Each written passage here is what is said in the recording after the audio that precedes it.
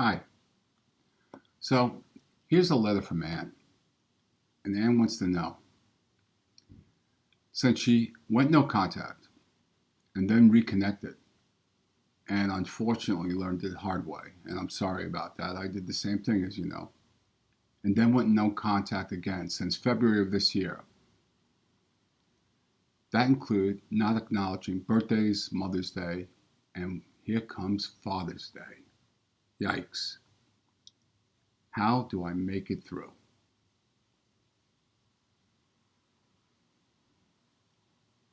Here's a little bit of a hint for you. I'd like you to take a moment and take a look at where you are right now. Since February, you've gone no contact, and here you are. You're healthier, you're stronger, and this isn't an assumption. If you want no contact, I know you are. Even though you don't feel it maybe at this point right now, you are.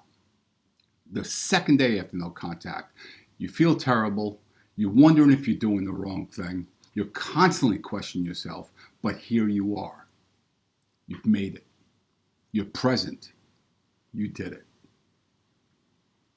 Now look back into all those years of no contact before you reconnected. Please think back and think about the happiness that you enjoyed. Think about what was missing during that period. No anxiety, no wondering who was speaking about you, tearing up your reputation, no worry about being slandered, no worry about unexpected pop-ups, no worrying about having your barriers or your boundaries breached. You were calm. You were peaceful. So I guess the model of that little story is right there is you're no contact now, and it's been several months, and here you are. That right there is how you make it, one day at a time. Now I know that's kind of stealing from a self-help group, right? But it really is true. I can't tell you how difficult it was for me when I first went no contact. I don't have to tell you, but it's hard for me to express how painful that was. And most of all, how I, especially in the early stages of no contact, how I felt like somehow it was my fault. I had all these tapes, I call them tapes. I had all these tapes playing of what I did wrong, what are people saying about me. It took me a long time to realize I don't care. I need to do it for me. What someone else thinks about you, that's their baggage. So how do you make it through, especially on Father's Day? Well, I'm assuming that your father is a narcissist, and that's why you pointed that out. Do you want to celebrate a man that has done such atrocities to you? Does he deserve it? Well, do you deserve to be happy?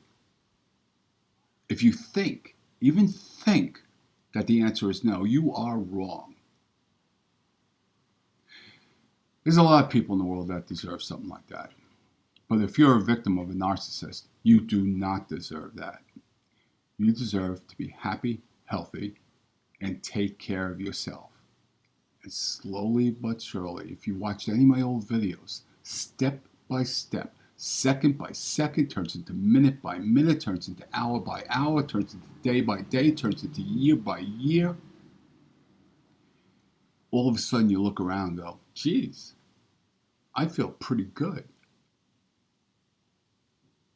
What are some tools that you can help yourself make it through? First thing is you can think about what I just said. Go back and think about all those times that you were no contact and how good you felt and how good it had to have that anxiety lifted from you.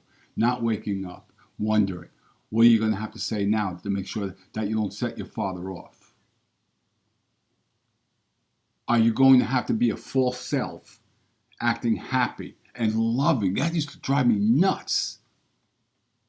Acting as if I loved this person. And I wasn't doing it for any gain. I was doing it not to be screamed at, not to be talked about. Maybe if I said, I love you, maybe if I showed up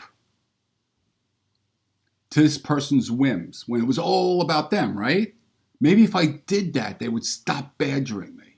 Maybe they would stop talking about me.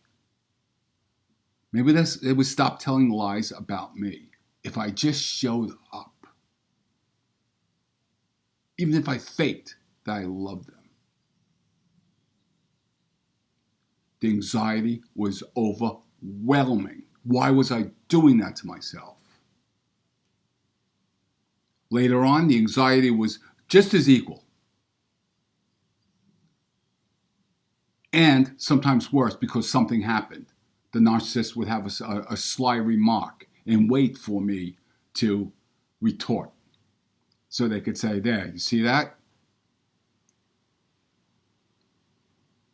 Even in my 40s and 50s, I felt like this. And then feeling like that leaves you shameful. It's circular. There's no winning. However, if you want to take care of yourself, if you want health, if you want to have a good life, there is winning. You put yourself first. You did it for so many years. You did it since February. Again, you put yourself first. You know the result. You know the result of no contact. The result is better mental health, no shame, feeling a little bit of self-worth, because the narcissist will tear that down at every second. And if you attended Father's Day, for example, you're given that narcissist supply. You're wide open. You're giving him supply. I ask again, the way he's treated you, do you deserve that? Does he deserve to be granted that supply or be fawned over? So I do it. How do you make it through? You're making it through right now. This very minute that you're not in contact with them, you are making it through already. Now think ahead. Think about if you don't go or you don't adhere to society rules and you have to visit the mother or the father. Think about if you don't do that, how much better you will feel. That day will soon be over. There'll be a day after Father's Day and you won't be left damaged. Think about how you're going to make it through. Right now, you're doing it. You got some anxiety about upcoming events that haven't even happened yet. And I don't blame you. I mean, you've got to be, the feelings since February, the feelings had to be incredibly raw. And you're fragile right now. And you know, and I'm guilty of this, right?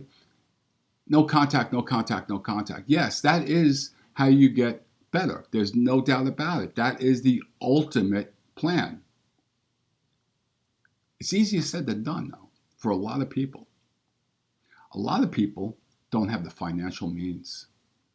A lot of people are younger and they simply can't get out.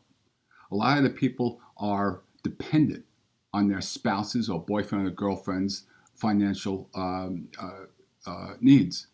Or, their own financial needs. They're dependent on the narcissist. They can't break free. But here you are today with no contact and you're making it through today.